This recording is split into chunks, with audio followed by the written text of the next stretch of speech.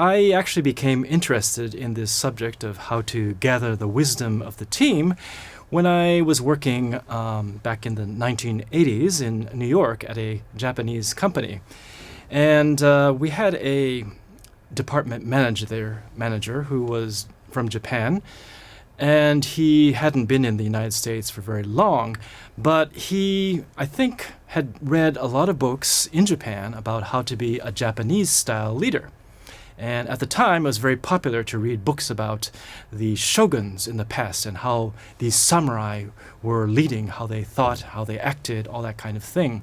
So I think he had a lot of this in his mind when he was being a manager in the United States.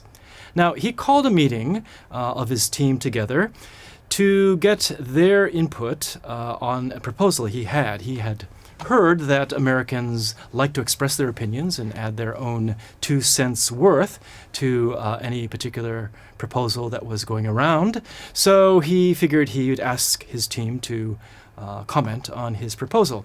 So he held the meeting, and in the room were about 6 or 7 people.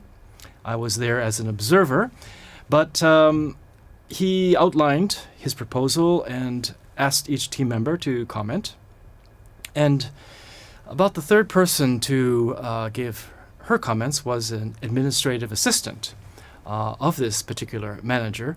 And she actually raised her hand and said, well, you know, I believe that what you suggest would probably work in Japan. I don't know. I've never lived there, but since you're Japanese, I think it probably would work. But here in America, I would suggest that you make some changes to make it more acceptable to Americans.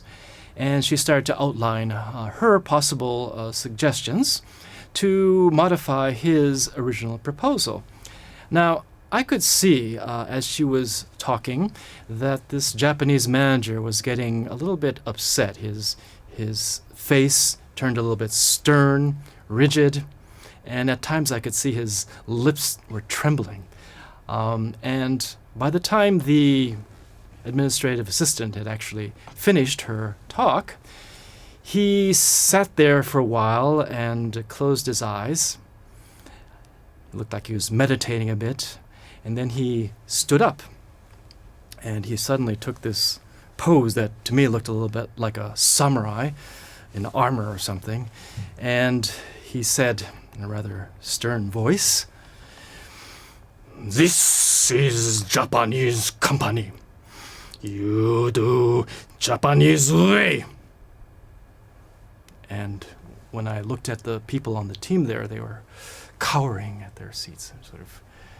They knew that they would never be able to make any suggestions to this manager again if they were going to be shot down like that. So this is an example, at least from my point of view, of a way not to be a wisdom leader.